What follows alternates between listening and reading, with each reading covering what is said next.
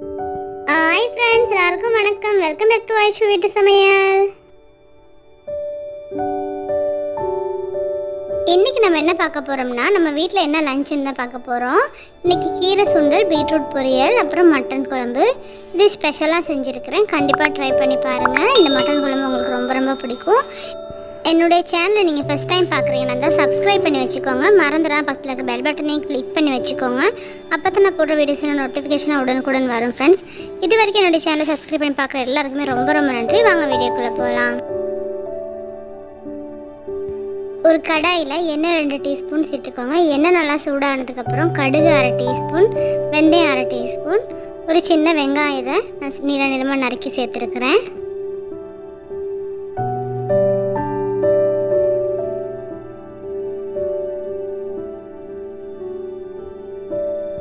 அப்புறம் medium size தக்காளி பழம் ஒன்று சின்னதாக நறுக்கி சேர்த்துக்கோங்க.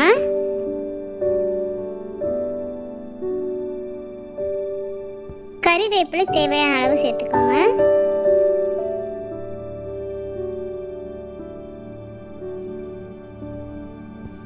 இப்போ நான் பீட்ரூட் 250 கிராம் எடுத்துருக்கிறேன். அது நீளமாக நறுக்கி அதையுமே சேர்த்து நல்லா எண்ணெயில் வதக்கிடலாம்.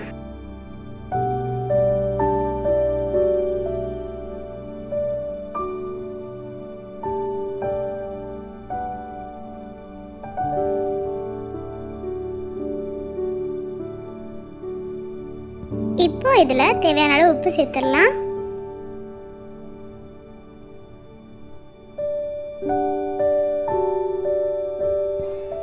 உப்பு சேர்த்ததுக்கப்புறம் நல்லா மிக்ஸ் பண்ணிவிட்டு மூடி போட்டு ஒரு 2-3 நிமிஷத்துக்கு நல்லா வேக விடுங்க.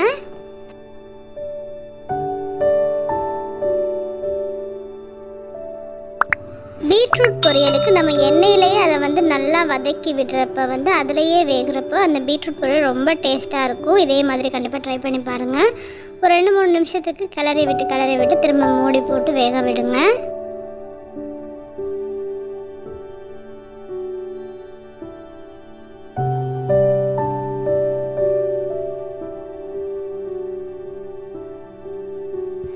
இப்போ இதில் தேங்காய் துருவல் 1 கப் சேர்த்துருக்குறேன். அதையுமே சேர்த்து நல்லா மிக்ஸ் பண்ணிடலாம்.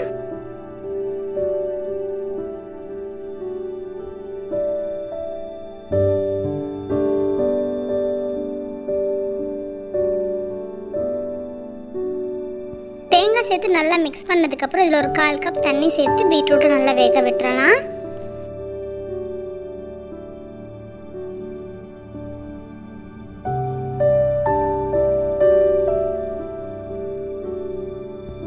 இப்போ பாருங்கள் ஃப்ரெண்ட்ஸ், நம்ம பீட்ரூட் பொரியல் ரெடி ஆகிடுச்சு.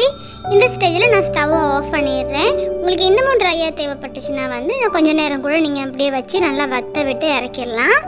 இந்த மாதிரி ட்ரை பண்ணி பாருங்கள், ரொம்ப டேஸ்ட்டாக இருக்கும். இப்போ பீட்ரூட் பொரியல் ரொம்ப ரொம்ப ஈஸி செய்கிறதுமே. இப்போ நம்ம அடுத்து மட்டன் குழம்பு எப்படி வைக்கிறதுன்னு பார்த்துடலாம்.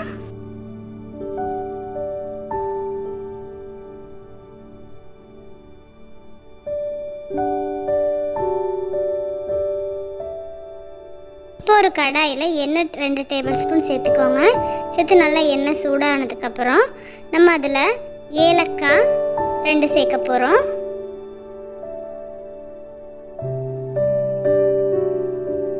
பட்டை பெரிய துண்டா 2 சேர்த்துக்கோங்க. அப்புறம் கடுகு 1/2 டீஸ்பூன் சேர்த்துக்கோங்க. அப்புறம் வெந்தயம் 1/2 டீஸ்பூன், ஜீரகம் 1/2 டீஸ்பூன் சேர்த்துக்கோங்க.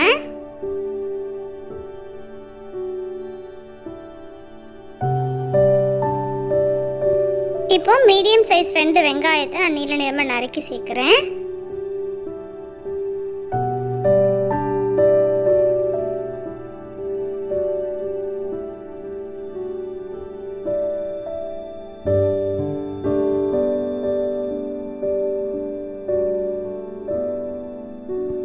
வெங்காயத்தை நல்லா வதக்கிடலாம். வெங்காயம் சீக்கிரம் வதங்கிறதுக்காக கொஞ்சமாக உப்பு சேர்த்துக்கோங்க. அப்போ வெங்காயம் சீக்கிரமாகவே வதங்கிடும்.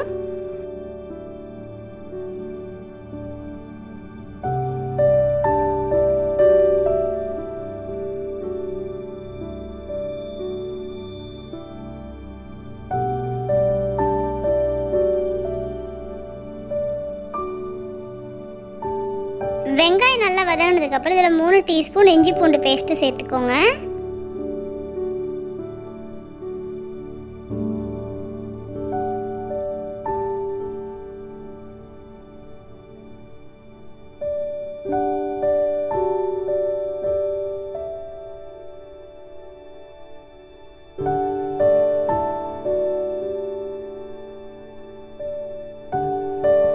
இஞ்சி பூண்டோட பச்சை வாசனை போனதுக்கப்புறம் நம்ம 2 தக்காளியை நல்லா நறுக்கி சேர்த்துடலாம்.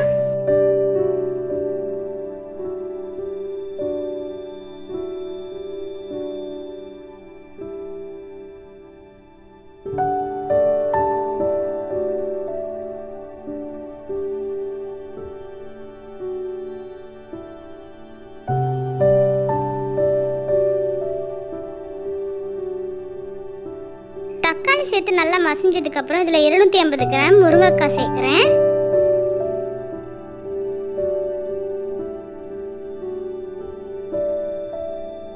இப்போ இதில் 2 உருளைக்கிழங்கை சின்னதாக நறுக்கி சேர்த்துடலாம்.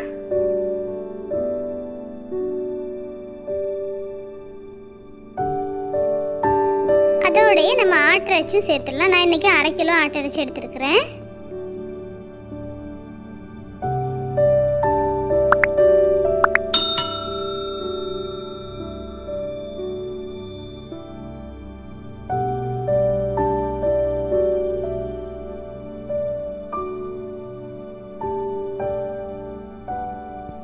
இப்போ இதில் 1/2 டீஸ்பூன் மஞ்சள் பொடி, அப்புறம் நம்ம தேவையான அளவு உப்புமே சேர்த்துடலாம்.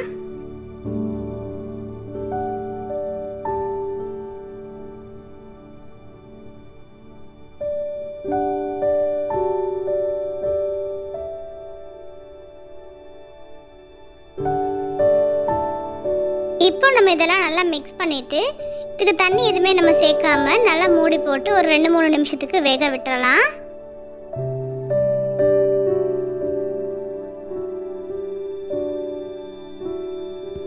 இப்போ பாருங்கள், நான் ஒரு 3 நிமிஷம் வேக வச்சுருந்தேன். இப்போ நம்ம மட்டன்லேருந்து நல்லா தண்ணி வெளியாகி இருக்குது பாருங்கள். இந்த ஸ்டேஜில் வந்து நம்ம தேவையான அளவு கருவேப்பிலை சேர்த்துடலாம். அதோடு நமக்கு தேவையான அளவு பச்சை மிளகாவும் இப்போ சேர்த்துக்கோங்க. இந்த டைமில் நம்ம சேர்த்துக்கிட்டோம்னா அது நல்லா வாசனையாகவும் இருக்கும் பச்சை மிளகா, அதோட டேஸ்ட்டுமே நல்லாயிருக்கும். பச்சை மிளகா உங்களோட காரத்துக்கு ஏற்ற மாதிரி நீங்கள் எத்தனை வேணாலும் சேர்க்கலாம்.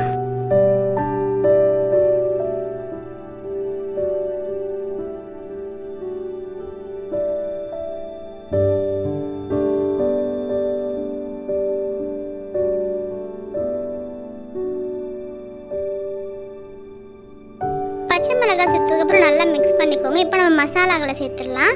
இதில் 2 டீஸ்பூன் மாதிரி நான் மிளகாய் பொடி, தனி மிளகாய் பொடி சேர்க்குறேன். நீங்கள் காரத்துக்கு ஏற்ற மாதிரி தேவையான அளவு சேர்த்துக்கோங்க.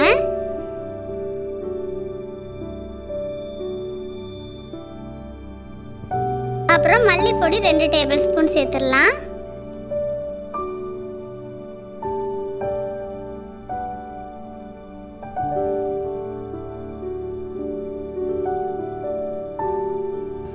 இப்போ இதில் 1/2 டீஸ்பூன் ஜீரகப்பொடி, 1/2 டீஸ்பூன் கரம் மசாலா சேர்த்துடலாம்.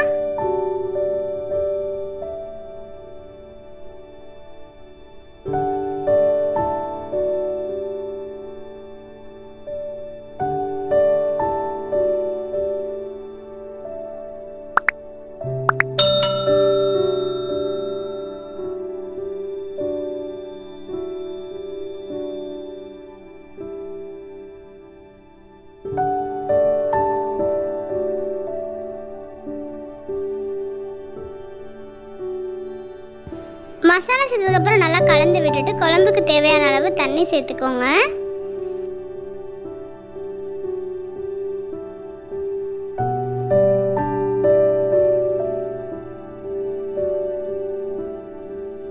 தண்ணி சேர்த்ததுக்கப்புறம் நல்லா மிக்ஸ் பண்ணிவிட்டு ஒரு 15லேருந்து 20 நிமிஷம் வரைக்கும் ஒரு மீடியம் ஃப்ளேமில் வச்சு நல்லா வேக விடுங்க.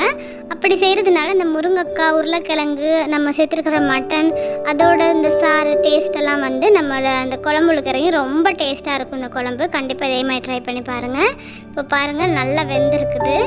இப்போ நம்ம வந்து இதுக்கு வந்து நல்லா மிக்ஸ் பண்ணிவிட்டு நான் வந்து இதில் தேங்காய் பால் சேர்க்க போகிறேன். தேங்காய் பால் உங்களோட விருப்பம் தான், நீங்கள் விருப்பம்னா சேர்த்துக்கோங்க, இல்லாட்டி அதை ஸ்கிப் பண்ணிடலாம். நல்லா கெட்டியான தேங்காய் பால் 1 கப் சேர்க்குறேன். தேங்காய் பால் சேர்த்ததுக்கப்புறம் ரொம்ப நேரம் நம்ம வந்து ஸ்டவ்லேயே வைக்க போகிறதில்ல குழம்பு. கொஞ்சம் நேரம் நல்லா கொதிச்சதுக்கப்புறம் நம்ம வந்து ஸ்டவ் ஆஃப் பண்ணிடலாம். ரொம்ப டேஸ்ட்டாக இருக்கும் தேங்காய் பால் சேர்த்தோன்னா. இந்த மட்டன் குழம்பு வந்து நம்ம சாதத்தோடு மட்டும் வச்சு சாப்பிட்றதுக்கு இல்லாமல் புட்டு, அப்புறம் நம்ம இட்லி, தோசையெல்லாம் வச்சு சாப்பிட்றதுக்கு ரொம்ப டேஸ்ட்டாக இருக்கும். கண்டிப்பாக ட்ரை பண்ணி பாருங்கள். எப்படி இருந்துச்சு எனக்கு கமெண்ட் பாக்ஸில் கமெண்ட் பண்ணுங்கள் ஃப்ரெண்ட்ஸ். இப்போ நம்ம கீரை சுண்டல் எப்படி செஞ்சுட்டுன்னு பார்த்துடலாம்.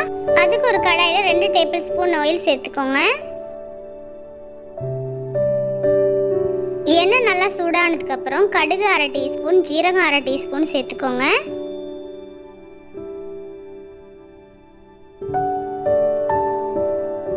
வெங்காயம் 1 நீளமாக நறுக்கி சேர்த்துக்கோங்க. அதோட தேவையான அளவு கறிவேப்பிலையும் சேர்த்துக்கோங்க. சேர்த்து நல்லா வதக்கிடலாம்.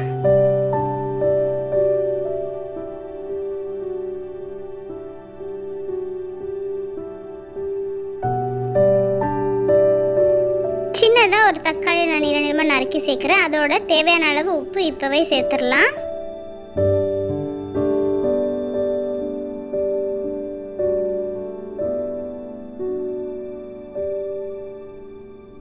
இப்போ இதில் சின்னதாக நறுக்கின பொன்னாங்கண்ணி கீரையை சேர்த்துடலாம்.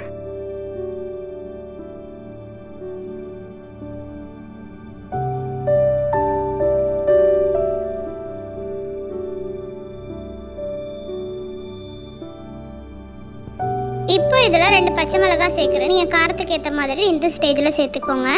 இப்படி சேர்க்கறதுனால பச்சை மிளகாய் அந்த வாசனை வந்து ரொம்ப நல்லாயிருக்கும் இந்த கீரையில்.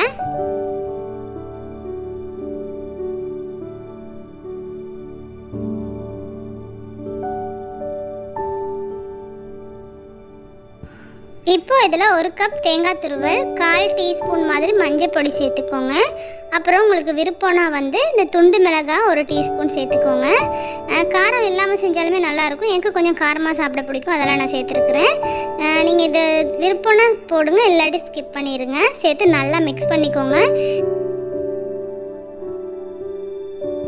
ஃப்ரெண்ட்ஸ், எப்போவுமே நம்ம கீரை செய்கிறப்ப வந்து அதோட அந்த பச்சை நிறம் வந்து மாறாமல் இருக்கணும். அப்போ தான் வந்து அதோட சத்து வந்து நம்ம உடம்புக்கு சரியாக போயிட்டு சேரும்.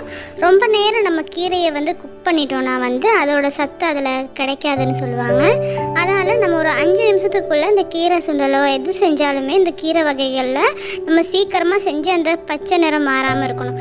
அதால் கீரை செய்கிறப்ப வந்து ஒரு மீடியம் ஃப்ளேமை விட கொஞ்சம் அதிகமாக வச்சுக்கோங்க.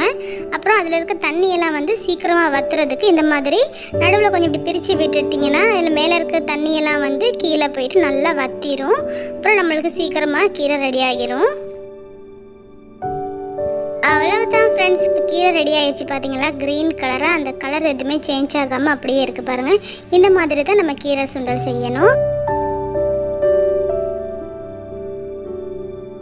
அவ்வளவுதான் ஃப்ரெண்ட்ஸ், ரொம்ப டேஸ்ட்டாக இருந்துச்சு. கண்டிப்பாக ட்ரை பண்ணி பாருங்கள். இந்த பீட்ரூட் பொரியல், மட்டன் குழம்பு, கீரை இது 3மே ட்ரை பண்ணி பார்த்துட்டு எப்படி இருந்துச்சுன்னு எனக்கு கமெண்ட் பாக்ஸில் கமெண்ட் பண்ணுங்கள் ஃப்ரெண்ட்ஸ். இந்த வீடியோ உங்களுக்கு பிடிச்சிருந்துச்சுன்னா லைக் பண்ணுங்கள், ஷேர் பண்ணுங்கள், கமெண்ட் பண்ணுங்கள், சப்ஸ்கிரைப் பண்ணுங்கள். மறந்துடாமல் பக்கத்தில் இருக்க பெல் பட்டனையும் கிளிக் பண்ணுங்கள். அப்போ தான் நான் போடுற வீடியோஸ் நோட்டிஃபிகேஷன் உடனுக்குடன் வரும் ஃப்ரெண்ட்ஸ். இது வரைக்கும் என்னுடைய சேனலை சப்ஸ்கிரைப் பண்ணி பார்க்குற எல்லாருக்குமே ரொம்ப நன்றி. தேங்க்யூ ஃபார் வாட்சிங்.